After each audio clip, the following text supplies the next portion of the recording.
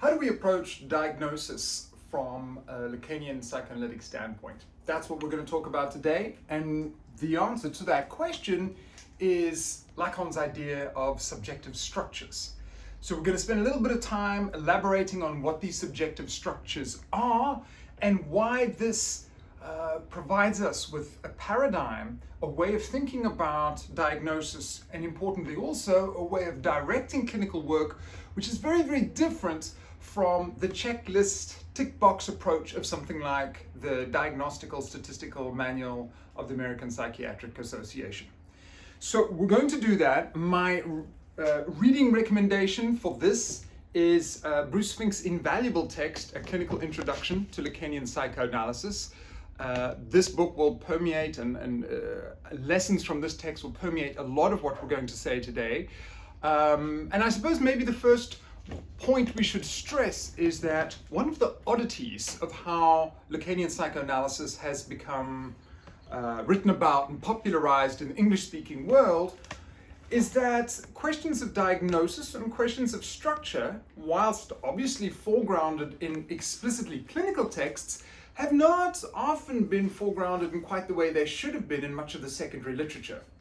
So you could say there'll be obvious differences internationally, different countries, different historical situations where Lacanian psychoanalysis is taken up.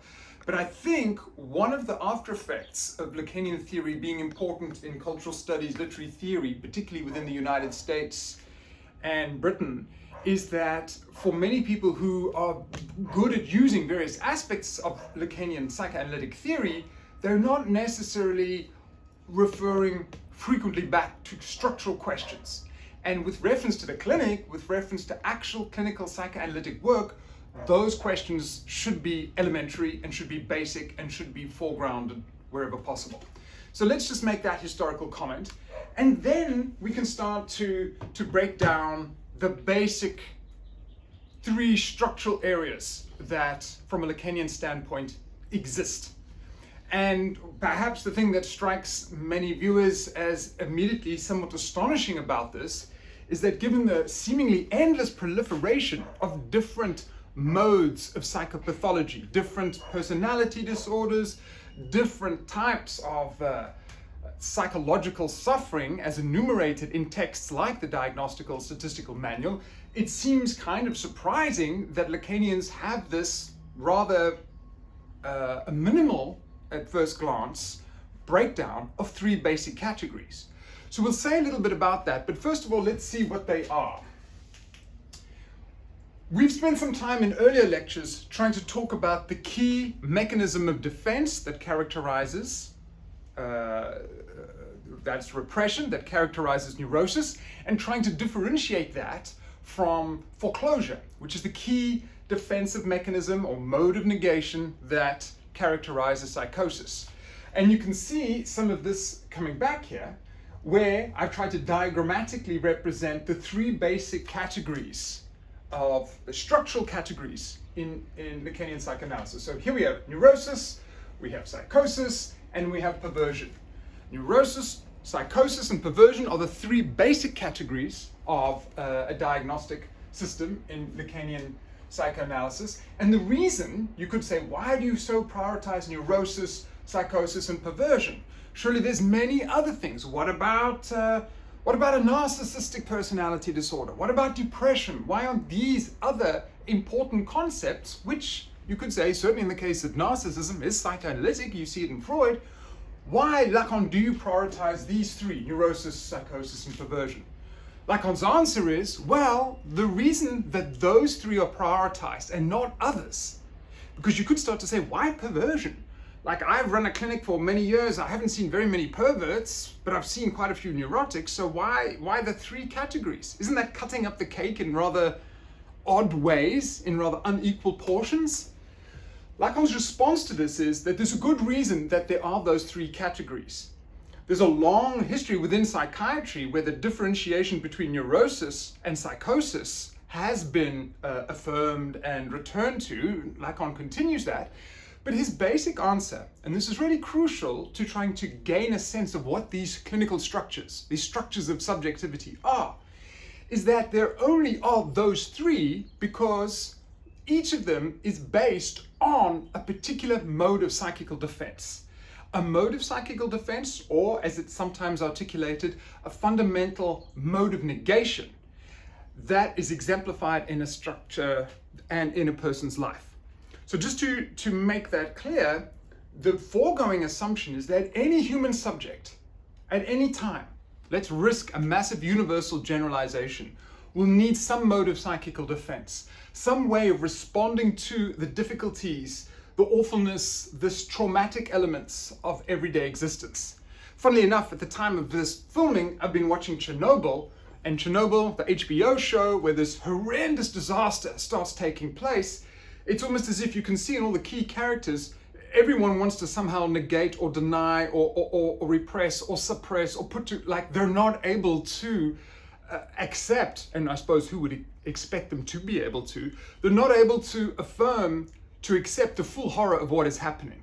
And in an odd kind of way, you could say maybe within the whole array of different responses to trauma, maybe if we pay careful enough attention and the show is well enough written, you may well see these three predominant modes of negation exemplified. But back to the point then, in a way you could say it's not that Lacan has the starting point of here are three structures. The rather starting point is what are the predominant modes of negation, the predominant modes of psychical defense.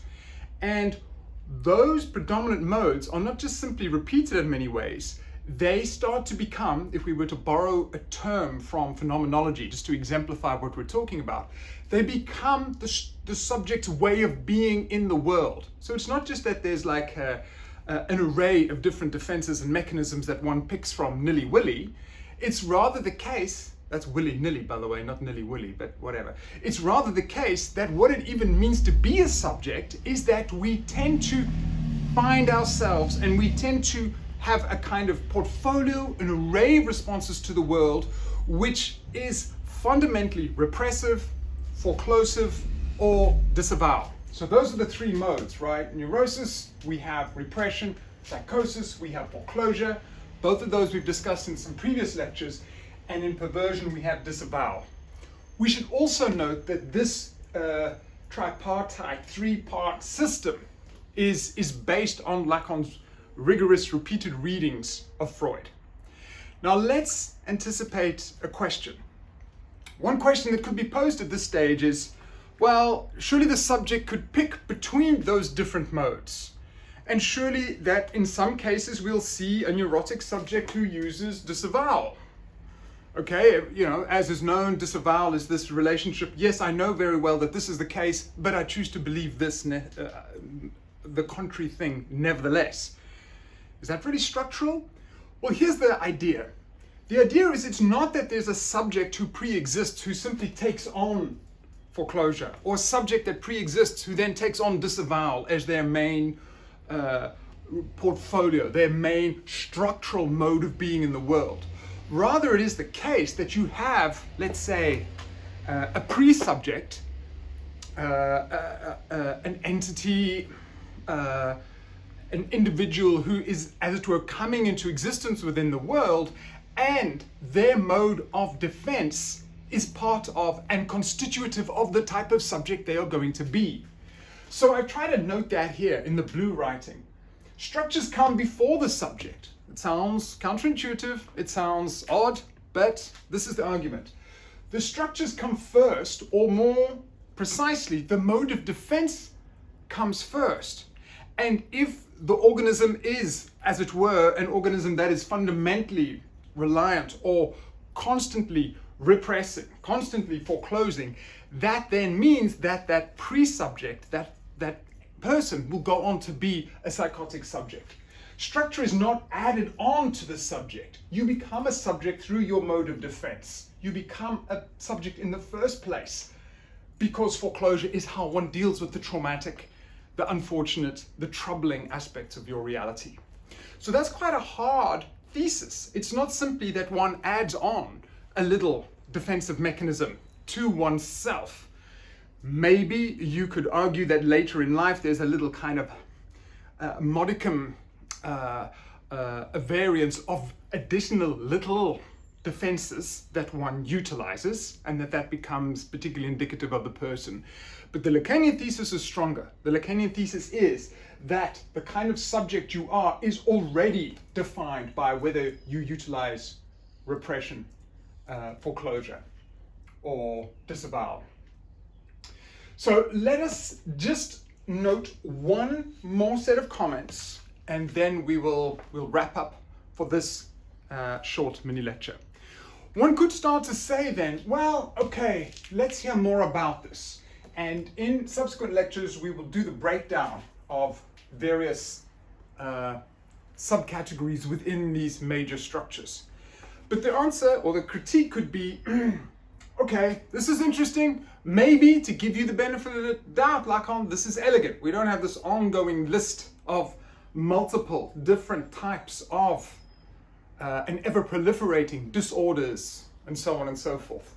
But is it not somehow too categorical? Are you basically saying, and I've seen this written in books on Lacan, that every human subject who's born in the world today could be located somewhere here? Isn't that a bit restrictive? Isn't that a bit categorical?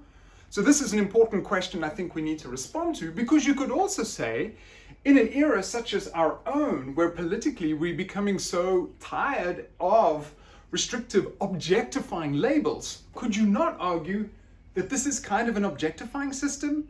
And surely that argument is made stronger yet when we hear some of the terminological choices being given us. Hysterical? It's not exactly a term that is free of associations and is completely free of an evaluative or discriminatory qualities. Even more so, you could say psychosis, and even more so yet, you could say perversion. Are we really thinking this is ethical to start banding about this terminology when people come into the clinic? That's a pervert, that's a hysteric, that's a psychotic. Isn't this language, this whole categorization system somehow problematic?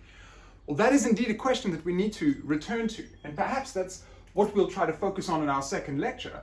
But one element that I should just try to stress before closing is that in this approach, what is of paramount importance and what does start to present itself as something of value is that this system is not, and I put this as point number 6, it's structure, stupid, not symptoms.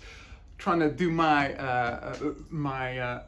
contribution, my paraphrasing and changing of the Bill Clinton, it's the economy, stupid, whatever. Sorry, didn't work. The important point about structure, and where I think it does make the Lacanian approach to clinical structures a very important contribution to how we think about diagnosis, is that it's going to say, when someone presents at the clinic, they may have a whole bunch of symptoms. The best way to engage them, the best way to do the work is not to immediately take those symptoms and immediately say, this person has had an hallucination, therefore they are psychotic. Or this person is very OCD in how they arrange their desks and keep their things organized. Very much so, we see that exemplified in various facets of their personality, therefore they are necessarily obsessional. The Lacanian approach is going to say, beware of that. This is kind of a cardinal error. And you could also argue that the whole diagnostic statistical manual tick box checklist system is one that enforces that error. Why is this important? It's important for these reasons. And here's the mantra once again. You can't go directly in a Lacanian Freudian framework from symptoms to structure. You can't go directly from symptoms to a diagnosis. That's precisely what the DSM might like us to do. But for a Lacanian approach, that doesn't work. Why so? For a very simple reason. You can work with someone, as I did, who was enormously obsessional about how his workspace in his jail cell was organized. If someone had to move the book out of place or move his pens, he became very, very anxious and quite uncontained, quite aggressive. So at a first glance, you would say, okay, well, the need to organize things, to keep things situated, to never break from a routine, all of that sounds like classic obsessionality. But of course, the more you dig and the more you ask the person, why is it important to keep your things in place? You might be surprised by the answer. And in this case, the guy I worked with, well, if you don't keep the things in place, that means the gates of heaven start to open. That's actually not what he said, but it was similar to that. In other words, you can have psychotic structure even though what you see at the surface level is obsessional symptoms. And of course you can go the other way, you can look at it the other way around as well. You can have someone who comes to the clinic and says, I've had a very disturbing experience. I heard the voice of my dead mother.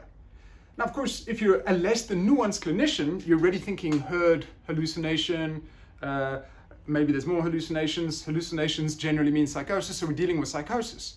But of course, if you start to ask the person, when did it happen? What did you think about? And what is your relationship to the thing that you heard or saw? You might start to find, oh, lots of neurotic vacillation. I'm not sure what it meant, or could it have happened? Has there anything like that ever happened to you? And in that sense, you could quite clearly have a situation where someone who is neurotically structured, most fundamentally neurotically structured, has had a hallucinogenic experience. And of course, we don't even need to start to bring in the topic of drugs to realize that you can have an hallucination without being psychotic.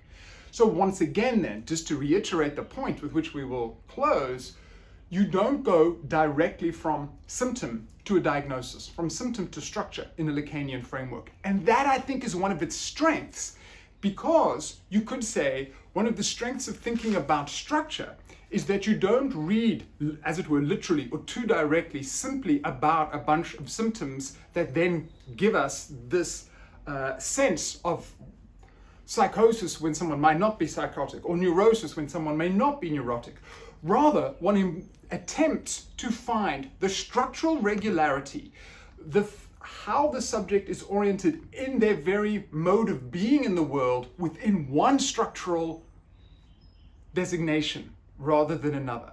And in that sense, you could say it's a more accurate and more nuanced system than simply reading from symptoms and developing a diagnosis on that basis.